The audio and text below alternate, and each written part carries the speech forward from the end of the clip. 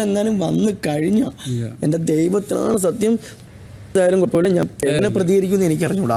അപ്പൊ ഞാൻ സംസാരമില്ല, അതില്ല. എനിക്കുണ്ടായതൊന്നും ആർക്കും ഒരു കുഴപ്പമില്ല. അത് കൊള്ളാലോ.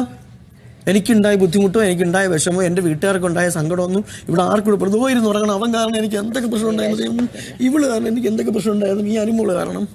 എന്നിട്ട് ഞാൻ വന്നിട്ട് അനുമോള് അപ്പൊ അതുകൊണ്ട് എൻ്റെ അടുത്ത് ഇവിടെ വന്ന് കഴിഞ്ഞ എന്റെ മുമ്പിൽ അഭിലാഷനായ എനിക്ക് എന്റെ കാര്യം പറയട്ടെ. ഇത് പറയാൻ മടിയാണ്. അപ്പൊ എന്റെ അടുത്ത് സംസാരിച്ചു, നിന്റെ അടുത്ത് പറയാൻ മടിയായതുകൊണ്ട് എന്നെ കുറിച്ച് പിന്നില്ലേ എയർപോർട്ടിന്റെ അവിടെ വെച്ചോണ്ട് കാത്തു നിൽക്കണം പറഞ്ഞിട്ട് എന്തൊക്കെ പ്രശ്നം എനിക്കുണ്ടായി.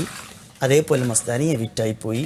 ഞാൻ ഇതുവരെ ഈ നിമിഷം വരെയായിട്ട് ഞാൻ മസ്താനിനെ കോണ്ടാക്ട് ചെയ്യാനോ നമ്മൾ തമ്മിലൊരു കമ്മ്യൂണിക്കേഷൻ നടത്താനോ ഒന്നും സംസാരിച്ചിട്ടില്ല. എന്നോട് പല ഓൺലൈൻ മീഡിയകളും എന്നോട് ചോദിക്കും മസ്താനിയുമായിട്ടുള്ള പ്രശ്നം എന്തായി, മസ്താനിയുള്ള പ്രശ്നം എന്തായെന്ന് പറയുമ്പോൾ ഞാൻ പറയുന്നത് അയ്യോ ചേട്ടാ അതൊക്കെ അന്നേ കഴിഞ്ഞു പോയല്ലേ ചേട്ടാ. അല്ല, എന്നോട് പല ആൾക്കാരും ചോദിക്കുമ്പോൾ ഞാൻ ഞാൻ കഴിഞ്ഞ കാര്യങ്ങൾ പല ചോദിക്കുമ്പോൾ ഞാൻ പറഞ്ഞത് കഴിഞ്ഞ കാര്യങ്ങൾ കഴിഞ്ഞു. ഇനി അതിന് വെറുതെ ദേവി ചെയ്ത് എന്നെ അതിന്റെ പുറകെ ടോർച്ചർ ചെയ്യാൻ വേണ്ടി വരും. അത് കഴിഞ്ഞു. അത് എന്നെ ബാധിക്കുന്ന പ്രശ്നമല്ല, അത് കഴിഞ്ഞു. ഇനി വീണ്ടും വീണ്ടും വീണ്ടും എന്റെ തലയിലോട്ട് ഇങ്ങനെ കല്ലിട്ട് ഞാൻ ഓൾറെഡി കല്ല് ഒരുപാട് കയറ്റി വാങ്ങി.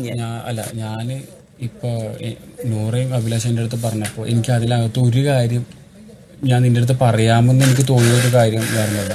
ഇങ്ങനെ ഓൾറെഡി അവള് പിന്നുള്ള കൂടെ നീയും അനുഭവിക്കുന്നു അവളും അനുഭവിക്കുന്നു. പക്ഷെ നീയും ഒരു കാര്യം ഇല്ലാണ്ടാണ് അനുഭവിക്കുന്നത്. അവള് ബോറ് പരിപാടിയാണ്, അതിനുള്ള അനുഭവിച്ചുകൊണ്ടിരിക്കുകയാണ് അവള്. എനിക്ക് ആ കൊച്ചിന്റെ അടുത്ത് ഒരു ദേഷ്യമില്ല, അത്രേ ഉള്ളൂ. എന്റെ ക്യാമറ സത്യമായിട്ട് എനിക്കൊരു ദേഷ്യമില്ല, ഒരു വൈരാഗ്യമില്ല, ഒരു ദേഷ്യമില്ല. എന്റെ ലൈഫിൽ വരരുത്. ഞാൻ എന്റെ വഴിക്കും മര്യാദയ്ക്ക് ലൈഫിലും വരില്ല, ഒന്നും വേണ്ട, എന്നെ ദ്രോഹിക്കരുത്. അവര് ചോദിച്ചു നീ ഒന്ന് അപ്പ അതിന്റെ അടുത്ത് സംസാരിക്കുമെന്ന് എന്റെ അടുത്ത് ചോദിച്ചു. എന്നെ ദ്രോഹിക്കരുത്. സുഹൃത്ത് എന്നുള്ള നിലയ്ക്ക് എനിക്ക് നിന്റെ അടുത്ത് സംസാരിക്കണ്ട. എനിക്കൊന്നുമില്ല.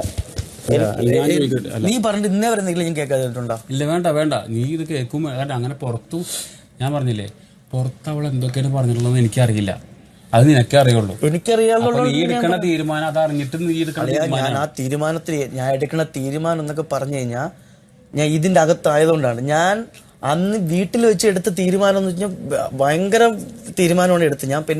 ഞാനത് മാറ്റി വെച്ചിട്ട് എനിക്കൊരു കുടുംബമുണ്ട്, എൻ്റെ മക്കളുണ്ട്, എനിക്കൊരു ജീവിതം ഉണ്ടെന്ന് വെച്ചിട്ടാണ് ഞാൻ ഇതിനെ പ്രതികരിക്കാതിരിക്കണം. ഞാൻ പ്രതികരിക്കാതിരിക്കുന്ന ഒരുത്തന. അത് സാധാരണ നിനക്കറിയാലോ, ഞാൻ കണ്ണി കണ്ട വാക്ക് വിളിച്ചു പറഞ്ഞ പ്രതികരിക്കുന്ന ഒരുത്തന. ഞാൻ ഇതിൽ പ്രതികരിച്ചിട്ടില്ല. ഒരു കാര്യമില്ലാണ്ടാണ് അവള് ദ്രോഹിച്ചത്, അതൊക്കെ എനിക്കറിയാം കേട്ടോ.